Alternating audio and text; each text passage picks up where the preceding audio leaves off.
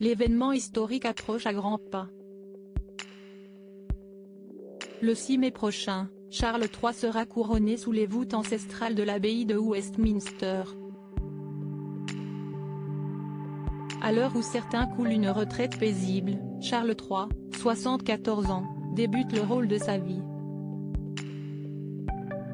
Celui auquel il a toujours été destiné. Lors de la cérémonie religieuse, scrutée par des milliards d'yeux à travers le monde, Charles III sentira plus que jamais le poids de la fonction sur ses épaules. Être souverain, des décennies qu'il se prépare au rôle. Et certains ont ouvertement douté de ses capacités. Si Élisabeth II et le prince Philippe le trouvaient un brin trop fragile, trop sentimental, la charge la plus accablante est venue de sa première épouse, Lady Diana. Alors que leur mariage est au plus mal, la princesse des cœurs, en proie à la dépression, règle ses comptes avec celui qu'elle a épousé 14 ans plus tôt, pas franchement pour le meilleur, surtout pour le pire. Une interview à jamais gravée dans l'histoire. Filmée dans son salon de Kensington Palace, la princesse au cœur brisé, veste de costume sombre, brushing blond désordonné et col noir assombrissant ses 12 yeux bleus, décide de s'adresser en toute franchise au journaliste Martin Bashir dans l'émission Panorama diffusée le 20 novembre 1995 sur la BBC.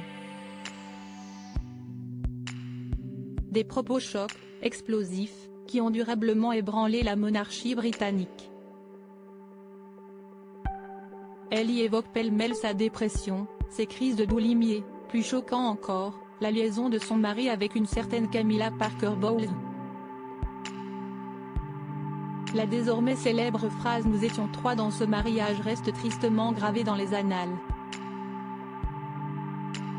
Mais ce n'est pas tout, peu avare en confidence, la princesse de Galles a également donné son avis sur le futur règne de Charles III.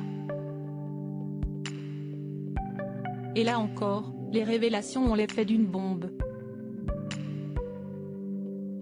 Être prince de Galles offre plus de liberté, alors qu'être roi est un peu plus étouffant, avait-elle confié, avant d'ajouter avec aplomb, et parce que je connais le personnage, je pense que la fonction suprême, comme je l'appelle, lui imposerait d'énormes limites, et je ne sais pas s'il pourrait s'y adapter. Le roi Charles III, qui sont les femmes de sa vie ? Une confidence extrêmement préjudiciable à l'institution, une terrible charge contre l'héritier du trône, très mal accueilli par la famille royale britannique. Le fait qu'elle ait mis en doute la capacité de Charles à être un bon roi a été extrêmement préjudiciable à l'institution, a souligné l'experte royale Cathy Nicholl. Dans cette même interview, elle avait même cru bon évoquer l'hypothèse de sauter une génération et de voir ainsi son fils aîné, le prince William, monter sur le trône à la place de son père. Impensable. Inacceptable. Cette interview sonnera le glas de son mariage. Un mois après le tournage, Élisabeth II envoie 2 lettres adressées à Charles et Diana pour leur demander de finaliser leur divorce. Pas plus de dommages ne sauraient être causés à la monarchie.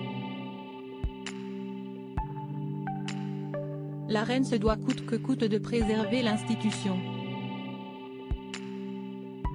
L'interview avait également douloureusement heurté le prince William.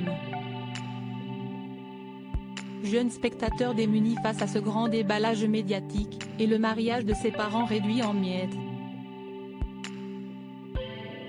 Crédit photo. Direction artistique Gala, Best Images.